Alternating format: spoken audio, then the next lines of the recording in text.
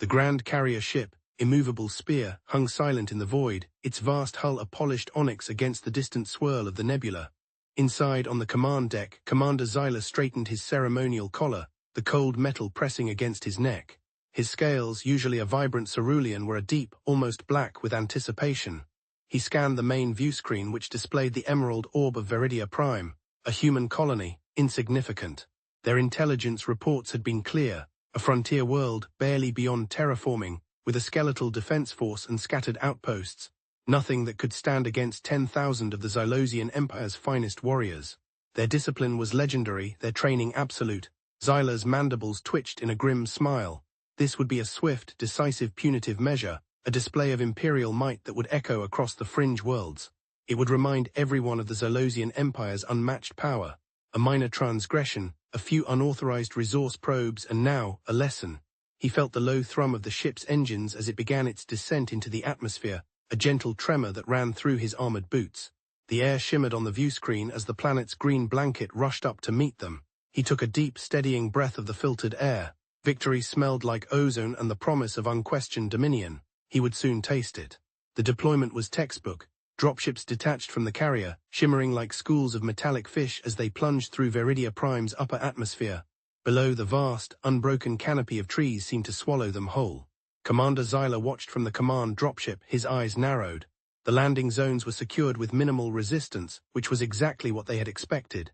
Initial sensor sweeps showed no large troop concentrations, no hidden bases, just scattered settlements, tiny pinpricks of light in the overwhelming green. It was a beautiful world, almost too beautiful, with a vibrant, humid warmth that clung to the air.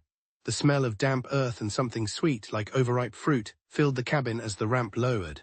Sergeant Volk, a hulking Xylosian with scarred scales, was the first out, his heavy boots sinking slightly into the soft, loamy soil. Zyler followed, his own steps firm. The air was thick, heavy, alive with the chirps and rustles of unseen creatures. It was a stark contrast to the sterile, regulated environments of Xylosian homeworlds.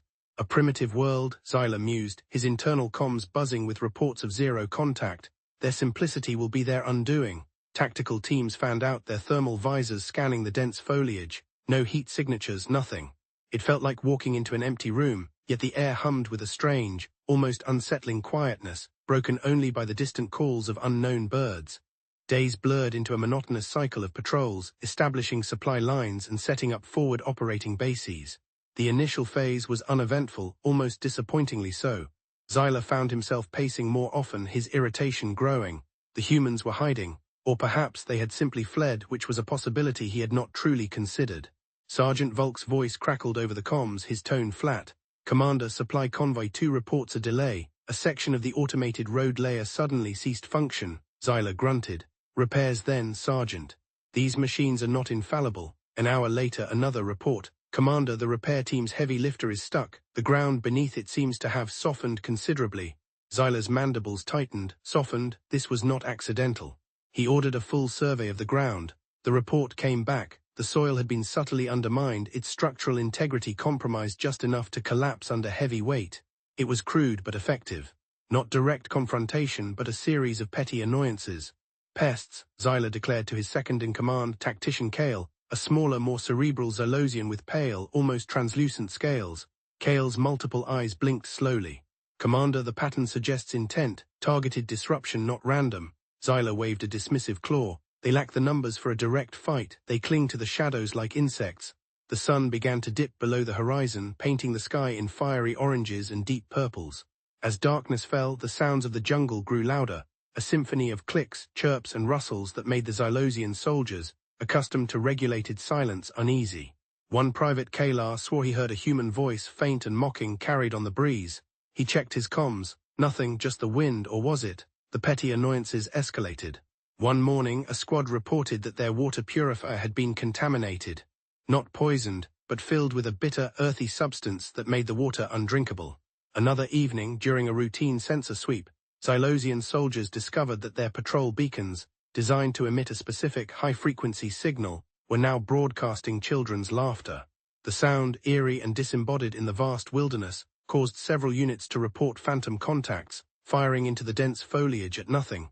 Commander Zyler convened a meeting in the main command tent, the air thick with humid heat and the stale scent of recycled air. Maps of Veridia Prime, crisscrossed with Xylosian patrol routes and marked objectives, covered the central table. "These are not random acts," Kale stated, pointing a slender claw at a series of red markers indicating sabotaged equipment. "Each incident is strategically placed to create maximum inconvenience and psychological impact." The laughter, "It's unsettling, Commander. Our troops are reporting an increased sense of paranoia." Xyla slammed a heavy claw onto the table, causing the holographic map to ripple. "Paranoia, we are the Xylosian Empire. We do not experience paranoia. This is the work of disorganized primitives. They lack the courage for open combat, so they resort to these childish tricks." He felt a vain throb in his temple. The lack of a conventional enemy was more frustrating than a direct assault. He wanted to crush them, to make them stand and fight, but they simply melted into the green hell of this world.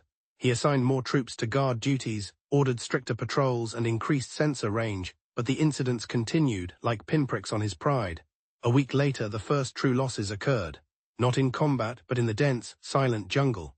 A patrol of 6, led by the stoic Sergeant Volk, had gone out to investigate a new series of sensor disruptions deep within a particularly overgrown sector known as the Whispering Woods. The trees here were ancient, their branches tangled like gnarled claws, blocking out most of the sunlight. The air was heavy, damp, and smelled strongly of something sweet and sickly. Volk's last transmission was garbled, a whisper of static and something that sounded like a scream, then silence. A retrieval team was dispatched immediately, their weapons raised. They found 5 of the 6 bodies. Not mutilated, not shot, but frozen in positions of extreme terror. Their eyes were wide, unblinking, fixed on nothing. Their scales had faded to a sickly pale green, and their comms devices were shattered. One of the medical officers, a grizzled Xylosian named Dr. Thren, reported that their neural activity patterns indicated extreme psychological trauma, as if they had experienced a waking nightmare. The 6th member of the patrol, Private Zill, was missing entirely, as if he had simply dissolved into the air. "Commander, the medical reports are concerning," Dr. Thren stated, his voice raspy. Their brains registered sensory input that simply wasn't there. Auditory hallucinations, visual distortions. It was as if their minds were attacked directly. Xyla paced the length of the command tent, his movements jerky. "What kind of attack, Doctor?" There was no sign of combat, no energy signatures. Thren adjusted his spectacles, his gaze distant. "I cannot say, Commander, but whatever it was, it broke their minds. It felt personal. The smell of the jungle, usually just an inconvenience, now carried a faint, unsettling echo of that sickly sweet scent the retrieval team had reported. The Whispering Woods. The name seemed to hang in the air, a new, unwelcome presence. The Whispering Woods became a forbidden zone, but the incident spread like a slow, creeping sickness. More soldiers reported strange occurrences. A ration pack, left unguarded for mere minutes, would be found filled with writhing insects. Comms channels, previously clear, would suddenly erupt with alien gibberish, then switch to a distorted, human-like humming that seemed to mock the Xylosian battle hymns. One night, a sentry at Outpost 4 swore he saw a small human child, barely more than a silhouette, standing at the edge of the perimeter lights watching him. When he raised his rifle, the child vanished. He spent the rest of his watch shaking, clutching his weapon. The psychological toll began to manifest in physical ways. Xylosian soldiers, normally stoic and disciplined, became irritable, snapping at each other over minor infractions. Sleep patterns were disrupted by vivid, unsettling nightmares. The hum of the jungle, once merely background noise, now seemed to twist and contort into whispers and taunts. Xyla found himself drinking more nutrient-paced, his own sleep becoming shallow and fitful. He would wake with a start, convinced he heard a faint, persistent scratching sound just outside his personal quarters. He knew it was the jungle, but his rational mind offered no comfort. Kale, meanwhile, diligently compiled reports, his pale scales seeming to grow even paler. "Commander," he presented, his voice barely above a whisper, "the pattern is clear. This is not conventional warfare. They are attacking our will, they are using our own minds against us." Xyla dismissed him with a brusque gesture, but the words echoed in his thoughts. Attacking their will, it was an alien concept. Xylosian warriors were bred for unshakable resolve.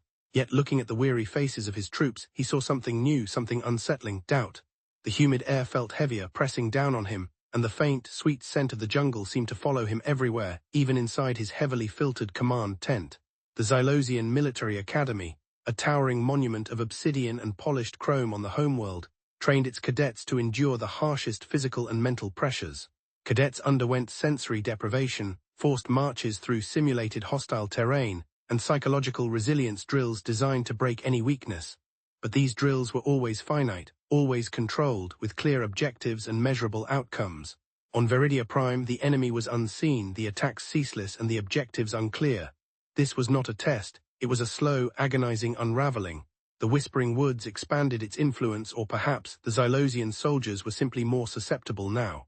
Stories began to circulate among the units about a ghost of Viridia, a single human figure, impossibly fast, impossibly silent, who could traverse the most treacherous terrain and appear and disappear at will. No one had seen this ghost clearly, but everyone had a story, a fleeting glimpse, a rustle in the leaves just behind them, a chilling whisper in their comms that wasn't from their squad. Sergeant Volk, recovered from the patrol incident, though still looking hollow-eyed, reported a new phenomenon. "Commander," he rasped, "we found our supply caches empty, not stolen, not destroyed, but simply gone. As if the Earth swallowed them whole." Xyla dispatched a team to investigate a site where a large medical supply container had vanished. They found nothing but disturbed earth, the impression of the container, and a single, small, hand-carved wooden doll, left carefully on a rock. It depicted a vaguely humanoid figure with oversized eyes, a crude, silent mockery.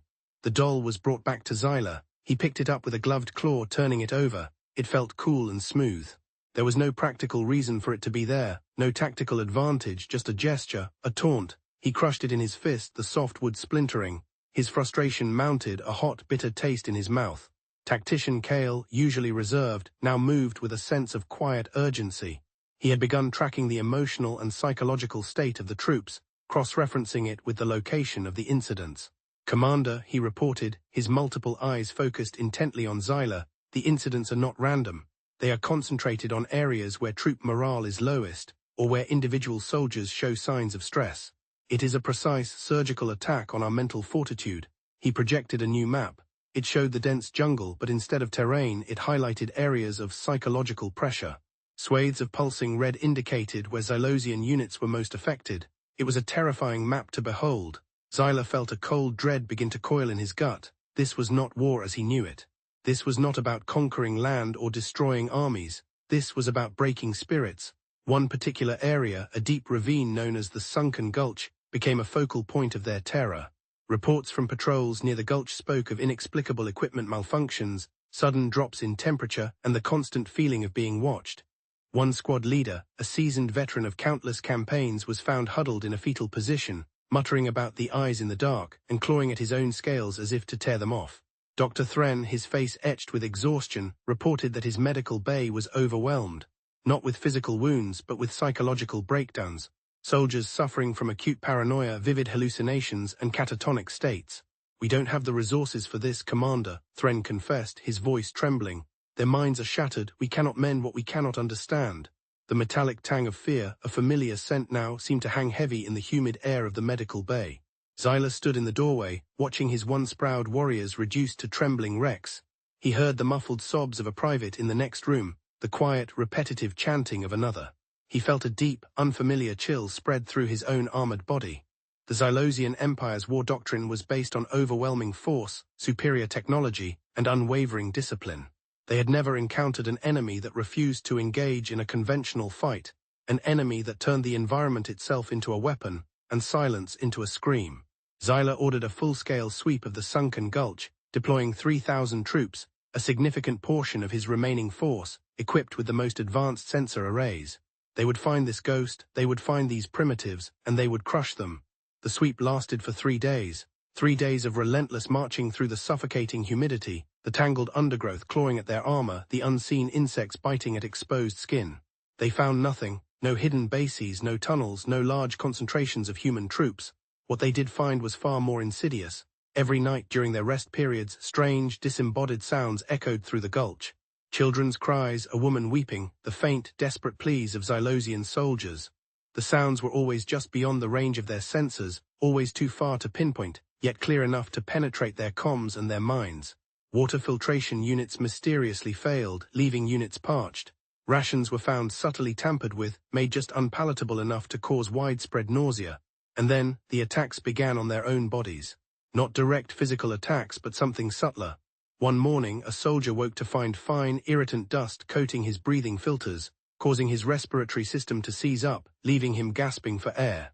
Another discovered that the nutrient paste in his pack had been replaced with a pungent, foul-smelling sludge that induced violent vomiting. These were not lethal, but they were debilitating, forcing more and more soldiers into the overflowing medical tents.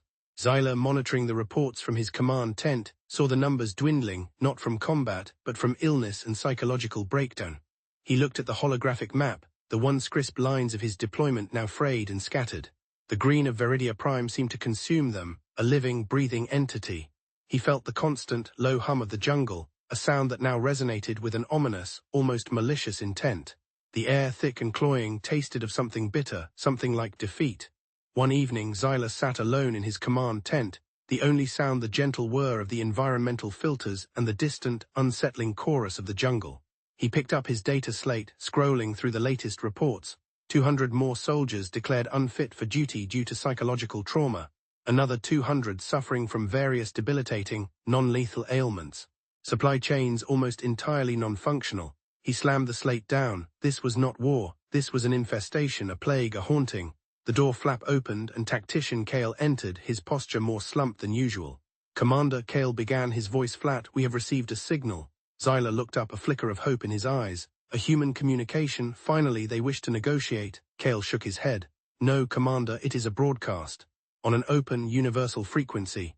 He activated the tent's main display. A static-filled image flickered into view. It was a simple hand-drawn symbol, a stylized tree with deep roots, and around it, a circle of 5 small, human-like figures holding hands.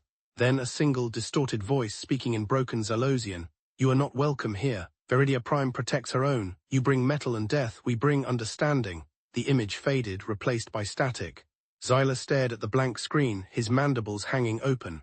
Understanding, what did that even mean? He felt a chill deep in his core, a coldness that had nothing to do with the planet's humidity. Kale's voice, quiet but firm, broke the silence. "Commander, our forces are at 30% operational capacity. Our morale is broken. We have not seen a single enemy soldier in weeks, yet we are losing 1,000 warriors a day to unseen forces." Xyler looked at the map, then at Kale. The pride that had burned so brightly within him on the immovable spear was now a smoldering ash. He saw the truth in Kale's eyes, a truth he had stubbornly refused to acknowledge. They were losing, not to an army but to a concept. To a planet and to the sheer, indomitable will of its unseen inhabitants. The air in the tent felt thick and heavy, and for the first time Xyler tasted the metallic tang of his own fear. It was bitter and it was overwhelming. The decision was made not with a roar of defiance but with a quiet, agonizing whisper of surrender. Xyler ordered the retreat. The word felt alien on his tongue, a betrayal of everything he had been taught. But looking at the hollowed-out faces of his officers, the trembling hands of his comms operators, he knew there was no other choice.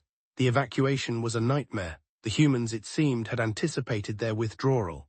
Routes that had seemed clear days before were now riddled with hidden pitfalls, camouflaged nets that entangled entire platoons, and dead zones where all Zalosian technology inexplicably failed, leaving units stranded and isolated in the suffocating green. The ambient sounds of the jungle amplified. The whispers seemed to grow louder, closer, echoing the Zalosian soldiers' worst fears. Panic began to set in. Discipline, once their defining strength, fractured. Soldiers abandoned equipment, pushing past their comrades in a desperate scramble towards the dropship landing zones.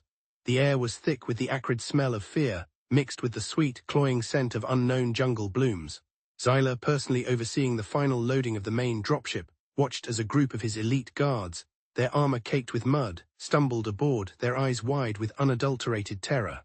One of them, a grizzled veteran, choked out, "Commander, the trees, they were watching us, they were asterisk breathing." Xyler could feel it too now, the oppressive presence of the planet pressing in on them, trying to swallow them whole. His own scales, once a vibrant cerulean, felt dull, almost grey. The humid air felt like a shroud, and he could taste the metallic tang of fear and something else, something cloying and sweet, like a floral poison. The immovable spear, once a symbol of imperial might, now felt like a cramped, silent tomb. Only 5 Zalosian soldiers, including Commander Xyler and Tactician Kale, returned to the homeworld, 5 out of 10,000. The sheer scale of the defeat was unfathomable.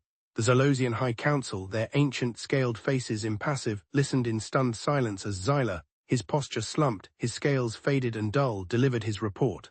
He spoke of the sabotaged supply lines, the poisoned water, the unsettling doles, the psychological warfare, the whispering woods, and the sunken gulch. He spoke of the unseen enemy, the whispers, the hallucinations, the shattered minds. He spoke of the collective breakdown of discipline, and finally of the ghost of Veridia, the unseen orchestrator of their unraveling. His voice was hoarse, raw with a fear that had etched itself into his very being. "We did not fight an army," Xyla stated, his gaze meeting the collective stare of the council. "We fought a planet, we fought a will that was unbreakable. They did not kill us with weapons, they broke us with fear. They showed us what it means to be truly human." He paused, taking a ragged breath. The air in the council chamber, usually crisp and sterile, felt heavy, as if carrying the lingering humidity of Viridia Prime. "Their methods, they are beyond our understanding. They are not primitive, they are terrifying." The council chamber remained silent, save for the faint whir of the environmental systems. The Xylosian Empire, built on the bedrock of military might and cold logic, had encountered something that defied all their doctrines. They had sent 10,000 warriors, believing in their overwhelming numbers and discipline. They had returned with 5 broken survivors and a new chilling fear. A fear of a species that could turn their own minds against them, a species that fought not with metal but with an indomitable spirit and the very essence of their world. The taste of that fear, metallic and bitter, would linger in the collective memory of the Xylosian Empire for generations, a silent, stark warning that some worlds were not meant to be conquered. The lesson of Viridia Prime had been learned, not with a bang but with a whimper and the lingering scent of that sickly sweet jungle bloom.